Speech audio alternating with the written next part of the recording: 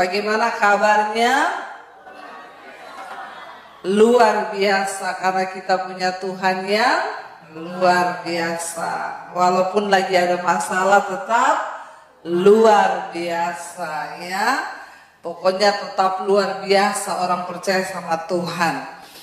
Baik, langsung saja ya kita buka bersama Galatia pasal yang keempat ya, Galatia pasal yang keempat. Mungkin banyak orang yang dulu ketika saya belum percaya kepada Yesus, saya juga bertanya, kenapa sih Tuhan menjadi manusia? Ya, kenapa Allah itu menjadi manusia? Dulu saya berpikir orang Kristen tuh goblok banget ya. Percaya sama Yesus Tuhan yang mati. Kalau dia Tuhan, kenapa dia mati? Kan dia punya kuasa, dia bisa lawan orang-orang yang mau bunuh dia. Tapi ternyata memang Yesus datang untuk mati. Kita tahu sejarah manusia dari awal penciptaan pertama kali. Kalau saudara baca Alkitab, ya bagaimana manusia diciptakan serupa dan segambar dengan Allah, tetapi akhirnya manusia jatuh ke dalam dosa. Dan Alkitab berkata, Tuhan bilang kalau engkau makan buah pengetahuan itu, maka saat itu juga kamu mati.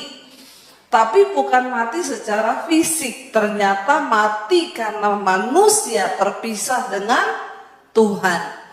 Makanya saudara, satu keadaan yang paling menyedihkan dari seorang manusia itu adalah ketika dia terpisah dari Tuhan.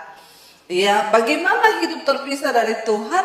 Loh, tapi saya Kristen, Bu. Kristen tok tidak menjamin bahwa saudara sudah diperdamaikan dengan Tuhan.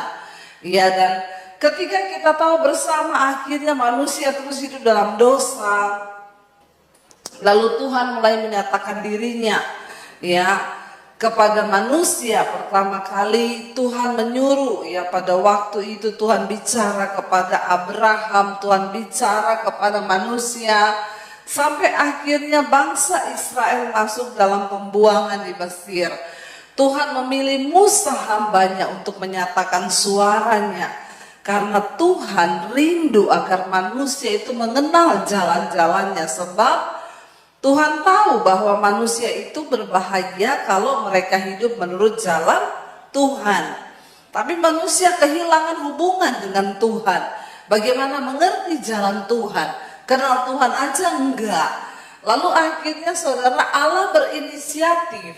Ya, kita tahu akhirnya Tuhan pilih Musa, Tuhan pilih nabi-nabinya, Yesaya, semuanya Tuhan bicara lewat nabi-nabinya. Tetapi nabi-nabinya dibunuh, bangsa Israel memberontak, sampai akhirnya Tuhan berhenti berbicara. Dari perjanjian lama ke perjanjian baru itu ada waktu sekitar 380 tahun Tuhan tidak bicara. Ya, 380 tahun. Lama enggak saudara? Lama. Manusia hidup di dalam dosa, mereka melakukan karena ya Tuhan tidak bicara. Karena betapa bebalnya manusia. Sampai pada akhirnya saudara, setelah 380 tahun, hampir 400 tahun, baru Tuhan itu dia sudah menciptakan manusia, dan tentunya dia mau ciptaannya itu saudara tidak binasa. Akhirnya kita tahu bersama, karena begitu besar kasih Allah akan dunia ini, sehingga dia mengaruniakan Yesus. 380 tahun Tuhan tidak bicara. Bayangkan saudara. Karena itu kita semua yang sudah percaya pada Yesus, kita semua harus mendengar suara Tuhan. Amin. Kita buka bersama Galatia pasal yang keempat, mulai ayat yang keempat. Galatia 4 ayat yang keempat, firman Tuhan berkata di sana begini saudara, Galatia 4 ayat yang keempat. Tetapi setelah genap waktunya, maka Allah mengutus anaknya yang lahir dari seorang perempuan dan takluk kepada hukum Taurat. Ayat 5, ia diutus untuk menebus mereka yang takluk kepada hukum Taurat, supaya kita diterima menjadi anak. Ayat 6, dan karena kamu adalah anak, maka Allah telah menyuruh roh anaknya ke dalam hati kita yang berseru, ya Aba, ya Bapa. Ayat 7, jadi kamu bukan lagi hamba, melainkan anak. Jikalau kamu anak, maka kamu juga adalah ahli-ahli waris oleh Allah. Ayat 8, dahulu ketika kamu tidak mengenal Allah, kamu diri kepada Allah-Allah yang pada hakikatnya bukan Allah. Tetapi sekarang sesudah kamu mengenal Allah, atau lebih baik sesudah kamu dikenal Allah, bagaimanakah kamu berbalik lagi kepada roh-roh dunia yang lemah dan miskin dan mau mulai memperhambakan diri lagi kepadanya? Saudara, sampai di situ kita lihat bersama. Tetapi setelah genap waktu tetapi setelah genap waktunya, Allah mengutus anaknya yang lahir dari seorang perempuan dan takluk kepada hukum Taurat. 380 tahun Tuhan tidak berbicara. Sampai genap waktunya, akhirnya Tuhan, dia mengutus anaknya, yaitu Yesus yang adalah Allah itu sendiri. Kita harus percaya bahwa Yesus itu Tuhan. Katakan, ya, jangan mau digoyangkan dari iman kita, saudara. Yesus adalah Tuhan. Tetapi setelah genap waktunya, maka Allah mengutus anaknya yang lahir dari seorang perempuan dan takluk kepada hukum Taurat. Ia diutus untuk apa? Untuk menebus mereka yang takluk kepada hukum Taurat, supaya kita diterima menjadi anak. Kita tahu hukum Taurat diberikan, saudara. Tidak ada seorang pun yang bisa selamat karena melakukan hukum Taurat, karena tidak ada seorang pun yang mampu melakukan itu.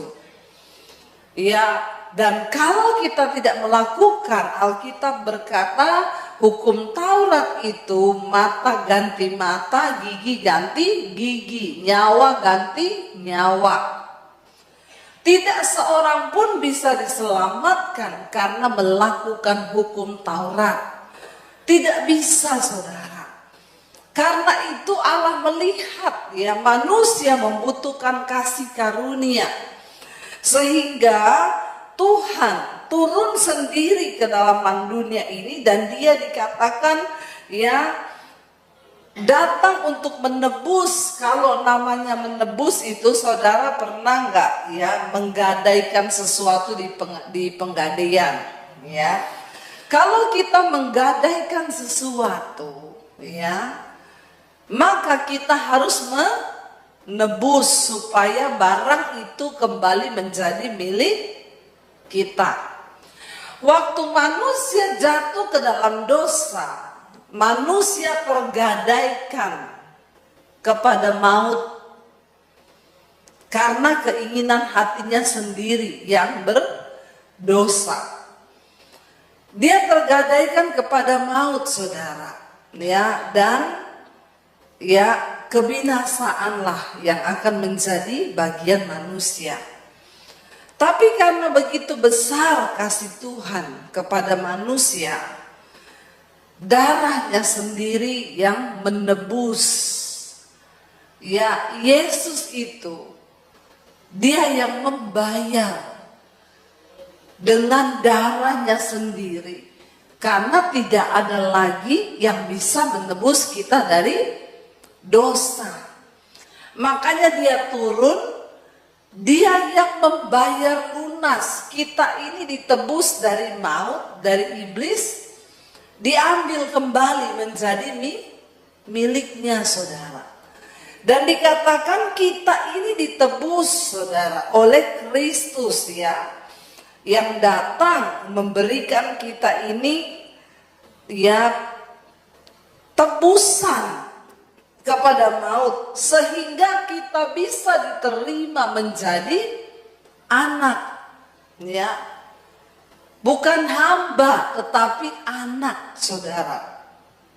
Ayat 6 dikatakan, karena kamu adalah anak, maka Allah telah menyuruh roh anaknya ke dalam hati kita yang berseru apa?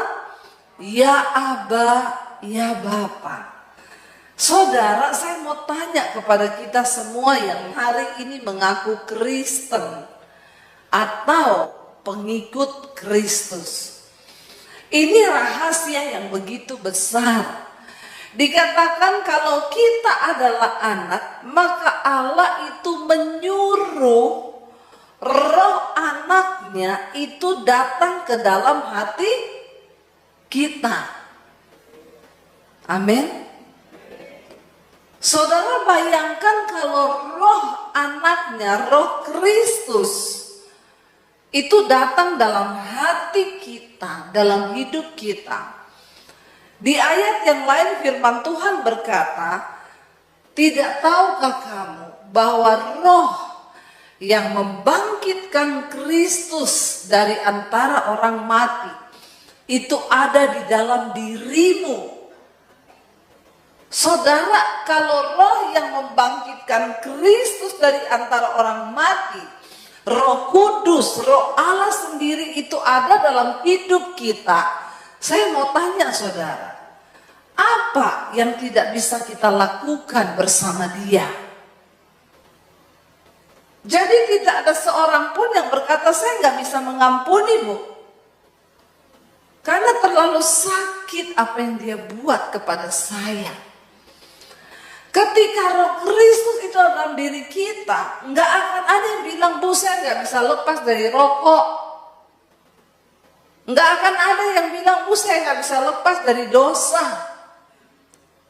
Roh yang membangkitkan Kristus dari kematian itu ada dalam diri kita. Itu wow, saudara. Amin. Mari kita mengerti rahasia ini. Karena kita itu sudah terlalu lama menjadi Kristen, tapi kita itu nggak pernah dapat meraih janji-janji Tuhan, karena kita nggak ngerti kebenaran ini, saudara. Saya berdoa supaya kita ini tidak menjadi Kristen biasa-biasa saja, amin. Tapi kita menjadi Kristen yang luar biasa, karena ada Roh Kristus dalam hidup kita.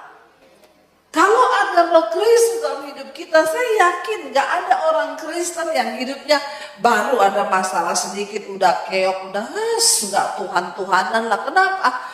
Saya ini sudah berdoa, udah pelayanan di gereja, tapi buktinya mana? Kadang-kadang kita berjumpa dengan orang Kristen yang model begini nih, saudara, saya paling gregetan ya. Saudara, ketika kita mengerti bahwa ada Roh Kristus dalam diri kita, maka kita tidak akan jadi Kristen yang sembarangan. Kita pasti punya iman, kita pasti punya pendirian yang teguh dalam firman Tuhan. Makanya saudara jadi Kristen itu tolong baca Alkitab, katakan. Apa yang menjadi kekuatan kita sebagai orang percaya bukan apa kata pendetamu, tapi apa kata firman Tuhan. Ya, karena pendeta bisa salah, saya bisa salah cerita ke saudara, tapi firman Tuhan itu tidak pernah salah. Dan itu sungguh-sungguh Alkitab berkata Injil itu kekuatan Allah loh. Kalau kita semua pegang firman Tuhan, tidak mungkin saudara hidup kita tidak berkemenangan. Ya, Kenapa kita tidak meraih kemenangan? Karena kita ini sering kali mengabaikan apa yang penting dari kekristenan. Sorry, Kristen itu bukan soal saudara punya karunia hebat. Kristen itu bukan soal bahasa rohmu mantap sampai di langit ketujuh. Enggak. Kristen bukan soal jabatan di gereja. Tapi kekristenan bagaimana soal engkau bertumbuh di dalam firman Tuhan. Engkau percaya kepada firman itu, engkau hidupi firman itu, dan firman itu bekerja melakukan setiap kuasa Tuhan dalam hidup kita. Katakan, yes. Firman Tuhan itu kekuatan Allah, dan dikatakan dia akan melaksanakan segala sesuatu yang diperintahkan oleh Tuhan. Firman itu hidup, saudara. Firman itu hidup. Karena itu ayo kita mau menjadi pelaku firman. Saudara adalah orang pilihan Tuhan. Bilang kanan kirimu, kamu tuh dipilih Tuhan loh. Ya, jangan sia-siakan pilihan Tuhan itu, bilang. Ya, jangan tinggalkan Tuhan, jangan bergeser dari iman percayamu kepada Tuhan. Itu yang amin-aminnya kenceng, nanti saya kasih sepeda ya. Semangat sekali itu dibilang. Ambil aja nanti sepeda di bawah ya. Enggak tahu sepedanya siapa, ambil pokoknya itu di bawah ada. Ya, saudara. Firman Tuhan, kalau kita baca Alkitab itu yang akan membuat kita mengenal siapa Tuhan itu. Amin. Kita pertama kali bagaimana kita bisa sukses di hidup ini. Kesuksesan bagi seorang manusia di hadapan Tuhan, bukan di hadapan dunia ya. Kalau dunia bilang kamu tuh sukses kalau kamu jadi pengusaha hebat, uangmu banyak, perusahaanmu banyak, itu di mata dunia. Tapi di mata Tuhan sukses itu waktu kamu menemukan rencana Tuhan atas hidupmu. Dan engkau hidup di dalamnya, itu kau sukses di mata Tuhan. Amin. Jadi maaf saudara ya, dorong anak-anakmu untuk mengenal rencana Tuhan atas hidupnya. Bukan mengejar cita-citanya. Ya, makanya jangan kejar ilmu sampai ke negeri Cina. Belum tentu ilmu larinya ke Cina. Ya, kejar anak-anakmu supaya mereka mengerti rencana Tuhan atas hidupnya. Karena itu kesuksesan di mata Tuhan. Sehebat apapun karir kita, kalau kita nggak ngerti kehendak dan rencana Tuhan di hidup kita, percuma. Kita gagal di mata Tuhan. Tapi keberhasilan seseorang di mata Tuhan adalah ketika kita mencapai apa yang Tuhan mau di hidup kita. Nah, bagaimana caranya? Lah kita harus mengenal Tuhan dulu dong. Ya, mengenal Tuhan itu seperti apa? Baca Alkitab, saudara. Waktu engkau baca firman Tuhan, engkau tahu sifat-sifat Tuhan. Kita kenapa perlu baca perjanjian lama? Waktu kita membaca perjanjian lama itu kita tahu sifat Allah. Ya, satu kali teman saya itu cerita sama saya, Bu, saya kemarin ketemu orang. Masa Bu? Dia punya prinsip itu begini, walaupun kita bikin dosa apa saja, kita pasti selamat masuk surga. Karena Tuhan Yesus sudah mati buat kita, dia bilang. Terus saya bilang gini, enggak bisa. Kalau kamu, walaupun kamu mengaku percaya Yesus, tapi kamu hidup terus dalam dosa, ya kamu enggak bisa masuk surga. Saudara, Tuhan tidak berubah. Dahulu, sekarang, dan sampai selama-lamanya. Kalau di perjanjian lama kita membaca setiap kali bangsa Israel melakukan dosa itu ada penghukuman. Karena itu jangan sepelekan. Tuhan mengasihi orang berdosa, tapi dia benci dosa. Jadi kita tidak boleh mengabaikan itu, saudara. Bagaimana cara kita bisa mengenal Tuhan? Lewat firman-Nya. Kita baca Alkitab. Siapa yang baca Alkitab tiap hari?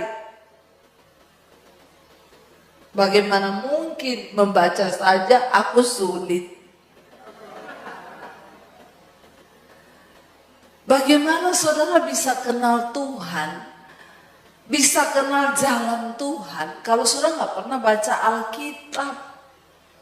Alkitab itu isi hati Tuhan. Pengenalan akan Tuhan harus dibangun lewat sebuah hubungan. Hubungan yang seperti apa? Untuk memiliki karakter surgawi, kita berlatih. Itu gak datang dengan sendirinya, keselamatan kita terima gratis. Tapi untuk mengalami perubahan hidup, harus ada niat dari kita. Baru Roh Kudus memampukan kita.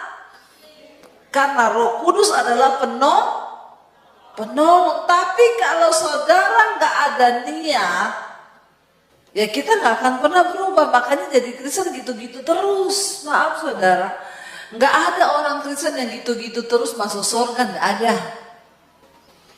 Nggak ada orang Kristen kepahitan masuk surga, nggak ada. Di sorga tidak ada orang marah-marah. Makanya sekarang latihan. Bilang kanan kirimu, ayo latihan yuk. Ya, latihan memiliki karakter ilahi. Memiliki karakter sorgawi. Ini saya nggak tahu aminnya ini beneran atau emosi nih ya. Aminnya teriaknya kenceng saudara ya. Dikatakan di sini karena kamu adalah anak maka Allah telah menyuruh roh anaknya ke dalam hati kita. Roh itu berseru ya Aba ya Bapa. Bayangkan kalau Roh Kudus, Roh Kristus itu ada dalam hidup kita, saudara.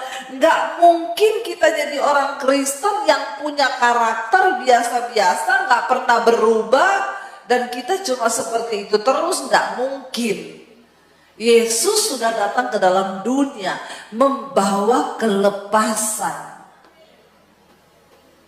Kita rindu loh, semua kita nanti ketika Tuhan datang, kita disambut oleh Tuhan dan dia berkata, marilah anak-anakku yang melakukan kehendakku. Karena banyak orang akan ditolak kelak ketika Tuhan datang. Tapi biar kita diterima. Dan hidup dalam kekudusan itu apa saudara? Hidup dalam kekudusan artinya ada niat sehari demi sehari kita ini bertobat. Bukan berarti kita sudah sempurna. Tapi harus ada pertobatan di hidup kita yang rindu untuk terus diubah. Mari kita cek, Tuhan aku ini masih punya kepahitan loh. Aku tuh benci sama iparku. Aku tuh benci sama mertuaku. Aku tuh benci sama menantuku. Saudara, engkau yang tahu hatimu hari ini. Percuma saudara bolak-balik gereja kalau kau masih menyimpan kebencian. Tuhan tuh tidak terima doamu. Bahkan Yesus berkata, kalau kau datang ke rumah Tuhan hendak mempersembahkan sesuatu, Tuhan bilang tinggalkan persembahanmu itu di altar. Pulang terlebih dahulu, cek hatimu. Kalau kau masih marah kepada saudaramu, tinggalkan persembahanmu. Pulang, berdamai dulu dengan keluargamu. Baru kau layak untuk mempersembahkan korban. Jadi percuma saudara masuk luar gereja kalau masih ada kekecewaan, masih ada yang belum beres. Ada nggak hari ini di antara saudara yang masih punya musuh dan saudara belum mengampuni? Ada nggak di sini yang sama anaknya nggak bicara, sama orang tuanya nggak bicara, Sama saudaranya nggak bicara. Bertobat loh saudara. Ya Tuhan bilang kalau kepada manusia yang kelihatan saja engkau tidak bisa mengasihi, bagaimana kepada Tuhan yang tidak engkau lihat. Amin saudara. Ayo kita mulai melatih diri kita untuk kita ini dibereskan. Karena Roh Kristus itu disuruh datang ke dalam hati kita. Ayat 7 dikatakan, jadi kamu bukan lagi hamba, melainkan anak. Hamba itu orang yang diperbudak. Hamba itu tidak punya hak atas hidupnya. Hamba itu harus nurut kepada apa yang disuruh. Waktu kita jatuh ke dalam dosa, kita menjadi budak dosa. Dan manusia dipikat dan diseret olehnya. Kita diseret oleh dosa tanpa ada kekuatan untuk melawan. Tapi engkau diangkat menjadi anak Allah saudara. Kita harus berkata, aku bukan lagi hamba dosa. Tapi hari ini aku adalah anak Allah. Aku dimerdekakan. Aku dikuduskan dan aku punya kuasa. Anak itu punya kuasa, hamba tidak punya kuasa. Hamba itu disuruh apa aja harus nurut. Zaman dulu hamba itu budak saudara. Budak itu kalau sudah terjual, dia bahkan kehilangan hak atas hidupnya, atas nyawanya. Tuannya boleh membunuh dia kapan saja kalau dia sudah dibeli. Makanya Alkitab bilang, kamu bukan lagi hamba, tapi kamu anak. Kita anak, kita punya kuasa saudara untuk menaklukkan segala sesuatu karena Roh Kristus ada dalam hati kita. Roh itu yang membuat kita berseru, ya Aba, ya Bapa, kita dimerdekakan. Ketika saya mengenal kebenaran, Alkitab berkata, kebenaran itu akan memerdekakan kamu. Saya diubahkan Tuhan. Sehari demi sehari karakter saya berubah. Yang tadinya saya pemalas, saya jadi rajin. Yang tadinya saya pemarah, saya mulai sabar. Yang tadinya saya pelit, pelitnya melitit. Ada di sini yang pelit, tidak usah angkat tangan. Di dalam hati saja ya. Alkitab bilang orang kikir tidak masuk surga. Orang pelit tidak masuk surga loh. Bukan cuma orang bersinah loh, bukan. Bukan cuma pelacur. Orang kikir, pelit tidak masuk surga. Saudara, waktu kita ini bertobat menerima Kristus, maka Tuhan ubahkan kita. Dikatakan di sini bahwa kita ini adalah ahli waris ya. Ayat 8 dikatakan di sana saudara, kita ini ahli waris oleh Allah. Saudara, saya mau tanya, kalau kita ini dikatakan ahli waris, banyak gak janji-janji Tuhan di dalam Alkitab? Banyak janji Tuhan? Banyak. Janji apa? Janji tentang damai sejahtera. Janji tentang hidup dalam kelimpahan. Janji di dalam segala hal bahwa Tuhan akan mencukupi. Itu harus kita alami. Kalau kita ini anak Tuhan. Kenapa banyak orang tidak mengalami semua janji Tuhan itu dan dia tidak menjadi ahli waris dari semua berkat-berkat Tuhan? Mungkin posisimu salah di hadapan Tuhan. Mungkin kau belum anak, tapi kau masih hamba. Karena itu bilang Tuhan, aku mau jadi anakmu. Biar aku mengalami perubahan lewat firman Tuhan itu. Roh Kristus dalam hidupku dan aku mau berubah, dikatakan di situ. Jikalau kamu anak, maka kamu juga adalah ahli waris, yaitu orang-orang yang berhak menerima janji-janji Tuhan. Janji tentang penyertaan, ya, itu janji dan kita harus mengalami, saudara. Harus kita alami. Jangan biarkan hidup kita ditipu oleh iblis, sehingga kita tidak mengalami janji-janji Tuhan itu. Ayo, pegang firman Tuhan. Lakukan firman Tuhan. Kalau Tuhan suruh mengampuni, ayo mengampuni. Kalau Tuhan bilang ayo bersukacita, maka banyak-banyaklah bersukacita. Kalau Alkitab bilang jangan bersungut-sungut, kita ini dibilang jangan bersungut, maunya bersungut, ngikuti daging terus hamba. Tapi kalau kita anak, kita punya kuasa. Dunia ini akan digoncang, saudara. Dan Alkitab sudah bilang, ungkapan satu kali lagi Tuhan berkata, aku akan menggoncangkan bukan hanya bumi saja tetapi langit juga, supaya tinggal tetap satu umat yang tidak tergoncang. Apa yang bisa membuat kita tidak tergoncang? Kalau kau berpegang pada harta warisan, kalau kau berpegang pada jabatan, kalau kau berpegang pada kekuatanmu, Alkitab berkata semua itu bisa digoncangkan. Ada satu hal yang tidak pernah bisa digoncangkan, yaitu firman Tuhan. Makanya berpeganglah kepada firman Tuhan, supaya hidup kita tidak tergoncangkan. Pegang firman.